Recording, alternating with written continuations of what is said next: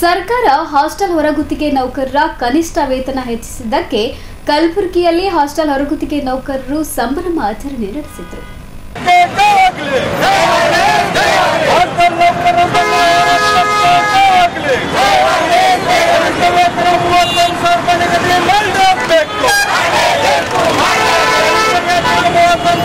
ಕರ್ನಾಟಕ ರಾಜ್ಯ ಸರ್ಕಾರಿ ಹಾಸ್ಟೆಲ್ ಮತ್ತು ವಸತಿ ಶಾಲಾ ಹೊರಗುತ್ತಿಗೆ ನೌಕರರ ಸಂಘದ ನೇತೃತ್ವದಲ್ಲಿ ನಗರದ ಜಗತ್ವೃತ್ತದಲ್ಲಿ ನೌಕರರ ಪಟಾಕಿ ಸಿಡಿಸಿ ಪರಸ್ಪರ ಸಿಹಿ ಹಂಚುವ ಮೂಲಕ ವಿಜಯೋತ್ಸವ ಆಚರಿಸಿದರು. ಬಳಿಕ ಜಿಲ್ಲಾ ಪಂಚಾಯತ್ ಕಚೇರಿಗೆ ತೆರಳಿ ಹಾಸ್ಟೆಲ್ ನೌಕರರ ಉಳಿದ ಬೇಡಿಕೆಗಳಾದ ವಾರ ರಜೆ ನೀಡುವಂತೆ ಹಾಗೂ ಸಿಬ್ಬಂದಿ ಕಡಿತದ ಆದೇಶವನ್ನು ವಾಪಸ್ ಪಡೆಯುವುದು ಸೇರಿದಂತೆ ವಿವಿಧ ಬೇಡಿಕೆಗಳ ಈಡೇರಿಕೆಗೆ ಆಗ್ರಹಿಸಿ ಮನವಿ ಸಲ್ಲಿಸಿದರು. ಈ ವೇಳೆ ಮಾತನಾಡಿದ ಸಂಘದ ರಾಜ್ಯಾಧ್ಯಕ್ಷ ಭೀಮಶೆಟ್ಟಿ ಎಂಪಳಿಯವರು ಹಾಸ್ಟೆಲ್ ಹೊರಗುತ್ತಿಗೆ ನೌಕರರ ಕನಿಷ್ಠ ವೇತನ ಹೆಚ್ಚಿಸಿದ ಸರ್ಕಾರದ ನಡೆಯನ್ನು ಸ್ವಾಗತಿಸುತ್ತೇವೆ. ಆದರೆ ನೌಕರರ ಹಲವು ಬೇಡಿಕೆಗಳನ್ನು ಸರ್ಕಾರ ಇನ್ನೂ ಈಡೇರಿಸಿಲ್ಲ. ಹಾಸ್ಟೆಲ್ ನೌಕರರ ಪ್ರಮುಖ ಬೇಡಿಕೆಗಳಾದ ವಾರದ ರಜೆ, ಸಿಬ್ಬಂದಿ ಕಡಿತದ ಆದೇಶ ವಾಪಸ್ ಪಡೆಯುವುದು ಹಾಗೂ ಎಲ್ಲ ನೌಕರರಿಗೆ ಸೇವಾ ಭದ್ರತೆ ನೀಡುವ ಕುರಿತು ಸರ್ಕಾರ ಸೂಕ್ತ ಕ್ರಮಗಳನ್ನು ಕೈಗೊಳ್ಳಬೇಕೆಂದು ಒತ್ತಾಯಿಸಿದರು. ಕರ್ನಾಟಕ ರಾಜ್ಯದಲ್ಲಿ ಹಾಸ್ಟೆಲ್ ನೌಕರರು ಕಳೆದ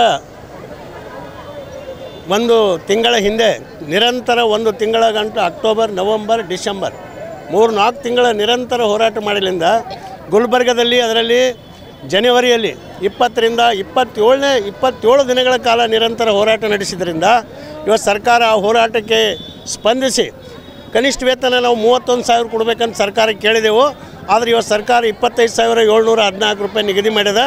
ಹೀಗಾಗಿ ಕಾರ್ಮಿಕರ ಒಂದು ಹೋರಾಟಕ್ಕೆ ತನ್ನಂಥ ಇದು ಜಯ ಅಂಥೇಳಿ ಇವತ್ತು ವಿಜಯೋತ್ಸವ ಮಾಡಬೇಕಂತ ತೀರ್ಮಾನ ಮಾಡಿ ಇಡೀ ರಾಜ್ಯದ ಎಲ್ಲ ಜಿಲ್ಲೆಗಳಲ್ಲಿ ಕೂಡ ಈ ಹಾಸ್ಟೆಲ್ ನೌಕರರ ಏನು ಹೋರಾಟಕ್ಕೆ ಏನು ಜಯ ಸಿಕ್ಕಿದೆ ಆ ವಿಜಯೋತ್ಸವ ಮಾಡಬೇಕಂತ ತೀರ್ಮಾನ ಮಾಡಿ ಇವತ್ತು ಮಾಡ್ತಾಯಿದ್ದೀವಿ. ಇವತ್ತು ನಾವು ಸರ್ಕಾರಕ್ಕೆ ಇಷ್ಟೇ ಹೇಳ್ತೇವೆ, ಇವತ್ತು ಪೇಮೆಂಟ್ ಒಂದು ಏನೋ ಸ್ವಲ್ಪ ಹೆಚ್ಚಿಗೆ ಮಾಡಿರಂತಲ್ಲ, ಇವತ್ತು ಕನಿಷ್ಠ ವೇತನ 35,000 ಕೊಡುವವರೆಗೂ ಕೂಡ ಬಡವರು ಬದುಕು ನಡೆಯಲ್ಲ.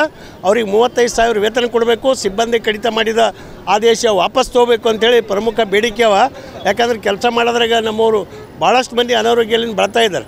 ಸಿಬ್ಬಂದಿ ಕಡಿತ ಮಾಡಿದ ಆದೇಶ ವಾಪಸ್ ತೊಗೊಂಡು ಹಿಂದಿನಂತೆ 100 ಜನಕ್ಕೆ 5 ಜನ ಏನು ಸಿಬ್ಬಂದಿ ಇತ್ತು ಅದೇ ಸಿಬ್ಬಂದಿ ಕೊಡಬೇಕು. ಅಲ್ಲೇ ಕನಿಷ್ಠ ವೇತನ 35,000 ಕೊಡಬೇಕು. ಮತ್ತು ಬೀದರ್ ಮಾದರಿಯಲ್ಲಿ ಕೋಆಪರೇಟಿವ್ ಸೊಸೈಟಿ ಮೂಲಕ ಏನು ನಾವು ವೇತನ ಕೊಡಬೇಕಂತೇನು ಬೇಡಿಕೆ ಇತ್ತು ಅದು ಗುಲ್ಬರ್ಗಾದಲ್ಲಿ ಒಪ್ಕೊಂಡಿದ್ದಾರೆ. ಮತ್ತು ಬಿಜಾಪುರ, ಬಾಗಲಕೋಟು, ಬೆಳಗಾವಿ ಇವತ್ತು 7-8 ಜಿಲ್ಲೆಯಲ್ಲಿ ಜಿಲ್ಲಾಧಿಕಾರಿಗಳು ಒಪ್ಕೊಂಡಾರ. ಆದರೆ ಇನ್ನೂ ಅದು ಪ್ರಕ್ರಿಯೆಯಲ್ಲಿ ನಡೆದಿಲ್ಲ.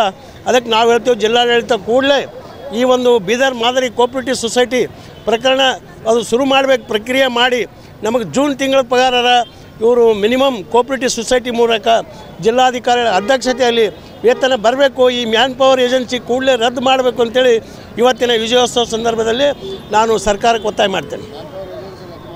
ಮ್ಯಾನ್ ಪವರ್ ಏಜೆನ್ಸಿ ರದ್ದು ಮಾಡೇ ನಾವು ಕೋಆಪರೇಟಿವ್ ಸೊಸೈಟಿ ಮೂಲಕ ಕೊಡ್ತೀವಿ ಅಂತ ಮಾನ್ಯ ಜಿಲ್ಲಾಧಿಕಾರಿಗಳು ಒಪ್ಕೊಂಡಿದ್ದಾರೆ. ಆದರೆ ಅದ್ರ ಪ್ರಕ್ರಿಯೆ ನಡಿಬೇಕಲ್ಲ. ಒಂದು ದಿವಸ ಸಭೆ ಕರೆದಿರೋರು 6ನೇ ತಾರೀಕು ಮತ್ತೇನೋ ಪೋಸ್ಟ್ಪೋನ್ ಮಾಡಿದ್ರು. ಆದರೆ ಅದು ಪ್ರಕ್ರಿಯೆ ಮಾಡಿ ಕೂಡಲೇ ಇವತ್ತು ಕೊಡಬೇಕು ಅಂತೇಳಿ ನಾವು ಈಗ ಮಾನ್ಯ ಮುಖ್ಯ ಕಾರ್ಯನಿರ್ವಾಹಕ ಅಧಿಕಾರಿಗಳಿಗೆ ಹೋಗಿ ಇವತ್ತು ಅವ್ರಿಗೆ ಮನವಿನೂ ಕೂಡ ಕೊಡ್ತೀವಿ. ಕೊಟ್ಟು ಒತ್ತಾಯ ಮಾಡ್ತೀವಿ ಜೂನ್ ತಿಂಗಳು ಹಿಡಿದು ನಮ್ಮ ಕಾರ್ಮಿಕರಿಗೆ ಕೋಆಪರೇಟಿವ್ ಸೊಸೈಟಿ ಬೀದರ್ ಮಾದರಿಯಲ್ಲಿ ವೇತನ ಬರಬೇಕಂತೇಳಿ ಈ ಎಲ್ಲ ಜಿಲ್ಲೆಯಲ್ಲೂ ಸರ್ಕಾರ ಮಾಡಲಿ ಅಂತೇಳಿ ಈ ಹೋರಾಟ ಮೂಲಕ ನಾವು ಸರ್ಕಾರಕ್ಕೆ ಒತ್ತಾಯ ಮಾಡ್ತೇವೆ.